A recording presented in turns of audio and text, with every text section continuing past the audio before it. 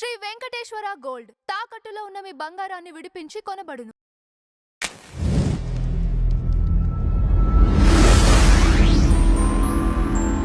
నమస్కారం జయకుమార్ గారు. నమస్తే. ఫిల్మ్ టాపిక్స్లోకి వెళ్ళినట్టయితే ఇళయరాజా గారికి సరిగమ ఆడియో కంపెనీకి మధ్య ఆ వివాదం ఏంటండి? ఇప్పుడు ఇళయరాజా గారు ఒక 130 సినిమాలు చేశారండి. ఆ సినిమాలు చేశారు. తర్వాత సినిమాల్లో పాటలు కానీ, బ్యాక్గ్రౌండ్ స్కోర్ కానీ, సినిమాలు కానీ వాటి సరిగమ సంస్థ ద్వారా బయటకు వస్తున్నాయి. ఇప్పుడు సరిగమ సంస్థకి రైట్స్ ఉన్నట్టే కదా. అయితే ఈయన డిజిటల్ ప్లాట్ఫామ్కి అప్లోడ్ చేస్తున్నాడు ఈయన. సో అప్లోడ్ చేస్తుండేటప్పుడు ఈ సంస్థ వాళ్ళు ఇళయరాజా మీద కోర్టు కేసు వేశారు. ఓకే. కేసు వేసేసరికి అప్పుడు సో ఈ సౌండ్స్ ఏవి మాటలు కానీ, డైలాగ్స్ కానీ, పాటలు కానీ, సినిమా కానీ దేనికి అప్లోడ్ చేయడానికి వీల్లేదని ఆంక్షలు విధించింది కోర్టు. సో అది ఇళయరాజాకి షాక్.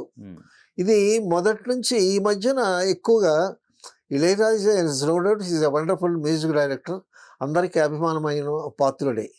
సో ఇప్పుడు ఈ ఈ షాక్ ఇది ఈయనకి షాక్ అనుకుంటే మరి రైట్స్ సరిగమ సంస్థ వాళ్ళకి ఉన్నట్టే కదా. ప్రొడ్యూసర్ దగ్గర నుంచి వీళ్ళు తీసుకున్నారు, వీళ్ళ దగ్గర ఉన్నాయి రైట్స్ అన్నీ.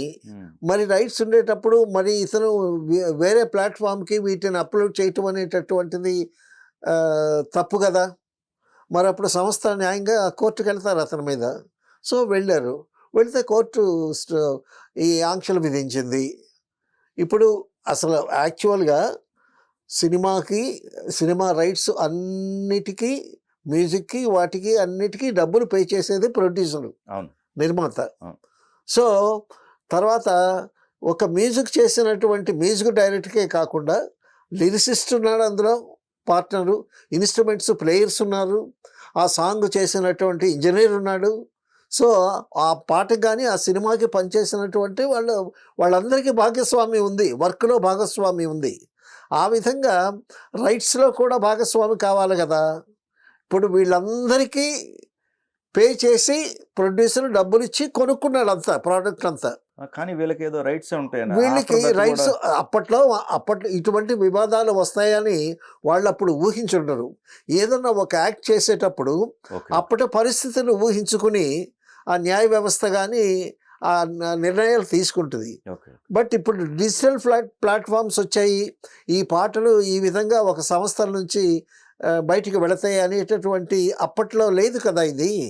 ఈ సంస్థ దాన్ని వాడుకుంటున్నారు. ఇప్పుడు క్లాజ్ డెఫినెట్గా వాడుకుంటారు. ఇప్పుడు ఈ ఒక సినిమా చేసినా, ఒక పాట చేసినా దానికి చాలా మంది వస్తేనే కానీ ఆ ప్రోడక్ట్ బయటకు రాదు. సో ఈ టోటల్గా ఈ ప్రోడక్ట్ని ఒక సంస్థకి అప్పచెప్పారు, రైట్స్ వాళ్ళకు ఉన్నాయి.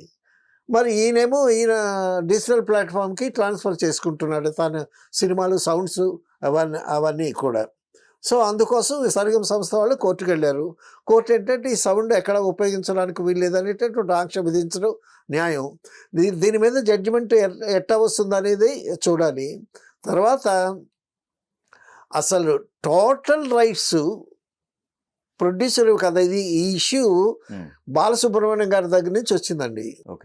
బాలసుబ్రహ్మణ్యం గారు పాడుతా తీయగా కార్యక్రమంలో చాలా అద్భుతమైనటువంటి కార్యక్రమం రామోజీరావు గారి చేస్తున్నాడు. ఆయన చేస్తుండేటప్పుడు డెఫినెట్గా ఈ మధ్యన ఇళయరాజా గారి పాటలు, సినిమాలు చాలా అద్భుతంగా బాగా ప్రాచుర్యానికి వచ్చాయి. ఆయన పాటలు ఒరిజినల్ మ్యూజిక్, ఆయన ఎక్కడ కాపీ కొట్టాడు, చాలా ఒరిజినల్గా చేస్తాడు. తర్వాత ఆర్కెస్ట్రైజేషన్ కూడా చాలా అద్భుతంగా ఉంటుంది ఇళయరాజా గారితో. ఒక ఇళయరాజా గారి దగ్గరికి ఒకసారి నేను వంశీతో వెళ్ళాను. నేను ఇళయరాజా గారి దగ్గరికి వెళితే ఇళయరాజా గారి డేట్స్ కోసం 3 ప్రొడ్యూసర్లు ఉన్నారు అక్కడ ఆల్రెడీ. వంశీ నేను వెళితే ఆయన రికార్డింగ్లో ఉన్నాడు.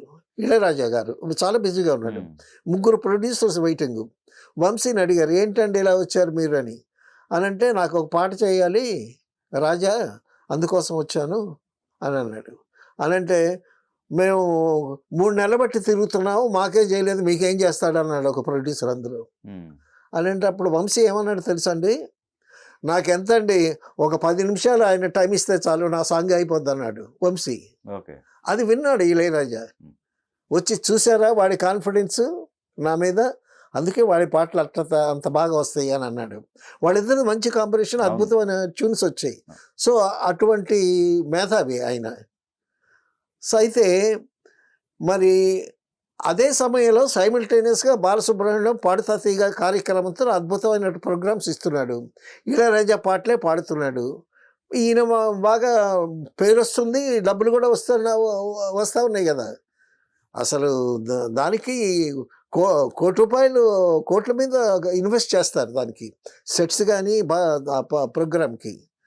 అప్పుడు ఇళయరాజా ఏం చేశాడంటే నా పాట నువ్వు పాడటానికి వీల్లేదని నోటీస్ ఇచ్చాడు.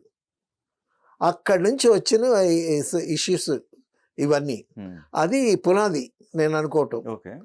సో ముందు కూడా ఉన్నట్టున్నాయండి, అంటే ఈ రైట్స్ గోల అనేది. ఇప్పుడు రైట్స్ షేర్స్ అవన్నీ ఇంతకుముందు ఉన్నాయి. ఇటువంటి పరిణామాలు వస్తాయని వాళ్ళు ఊహించి ఉండరు ప్రొడ్యూసర్స్ కానీ, సో ఈ చట్టాలు చేసినటువంటి వాళ్ళు కానీ. ఇప్పుడు ఈ చట్టం చేసేటటువంటి వాళ్ళకి ఈ సినిమాటోగ్రఫీకి సంబంధించినటువంటి సెంట్రల్ మినిస్టర్, స్టేట్ మినిస్టర్, వీళ్ళు ఎవరైనా చేయాలి. సో ఆ చేసినటువంటి మినిస్టర్స్కి ఈ సినిమాల మీద, సినిమా ప్రొడక్షన్ మీద, పాటల మీద, ఈ రైట్స్ మీద, వీటి మీద ఒక అవగాహన ఉండాలి. ఒక 3-4 ఏదో కమిటీ వేస్తారు, చేయిస్తారు. అప్పటికి అది సరిపోయింది.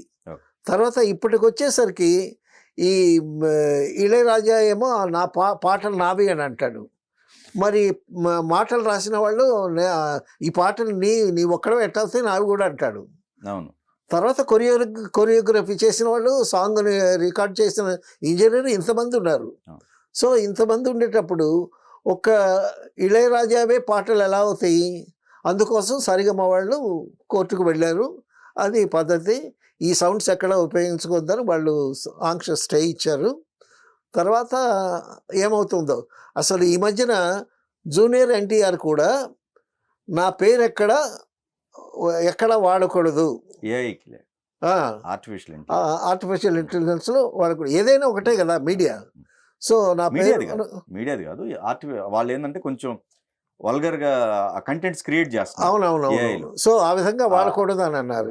అదేంటంటే అది రైట్. అది కాకపోతే ఇక్కడ వీళ్ళది ఒక ఆర్గనైజేషన్ ఉంది కదండి. ఇప్పుడు ఈ రైట్స్ ఏవైతే ఉన్నాయో, లిరిసిస్టులు కావచ్చు, వీళ్ళందరికీ ఒక ఆర్గనైజేషన్ ఉంది. అవును. దాని త్రూనే వీళ్ళకి అమౌంట్ వస్తాయి అనుకుంటా.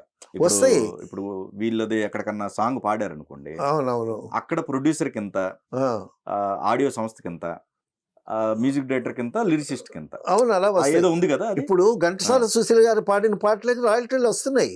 అదే వాళ్ళు ఎంజాయ్ చేస్తున్నారు.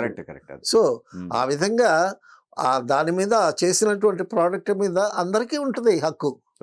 సో అయితే ఎవరికెంత ఇవ్వాలి, ఎవరికెంత అనేటటువంటిది నిర్ణయించాల్సినటువంటిది, దాని మీద ఒక యాక్ట్ రావాలి. మళ్ళా అంతకుముందు యాక్ట్ని తిరగతోడి మళ్ళా దాన్ని బాగా లోతుకు వెళ్ళి దాన్ని బాగా అధ్యయనం చేసి ఒక మంచి యాక్ట్ వస్తే అప్పుడు ఎవరికెంత వెళ్ళాలి అంటే మీరనే పాత. ఇప్పుడైతే rules and regulations producer all rights రాసుకుంటున్నట్టున్నారు, రాసుకుంటున్నారు కదా ఇప్పుడైతే కదా అగ్రిమెంట్స్ లో. అంటే ఇంతకుముందు అసలు అగ్రిమెంట్స్ ఉండేవండి. ఇంతకుముందు అగ్రిమెంట్స్ ఉండేవి. ఇప్పుడు డేట్లు ఇచ్చేవాళ్ళు, ఆర్టిస్టులు డేట్లు ఇచ్చేవాళ్ళు. డేట్ల మీద సంతకం పెట్టాలి వీళ్ళు అగ్రిమెంట్స్ మీద. తర్వాత అగ్రిమెంట్స్ పోయాయి, అండర్స్టాండింగ్స్ అయ్యాయి. ఇప్పుడు అమౌంట్స్ కూడా బ్లాక్ అండ్ వైట్ లో ఉండేవి. అందువల్ల కొంతమంది సంతకాలు పెట్టరు. ఎస్వి రంగారావు గారితో నేను సంతకం పెట్టను పో అంటాడు ఆయన. నీకు ఇష్టమైతే చేసుకో, లేకపోతే లేదని అంటాడు. సో ఇప్పుడు టోటల్గా అగ్రిమెంట్స్ కూడా వచ్చి ఇది కొంతవరకు చాలా వైట్ పేమెంట్స్ కూడా వెళ్తున్నాయి వింటున్నాం ఇప్పుడు ఇండస్ట్రీలో.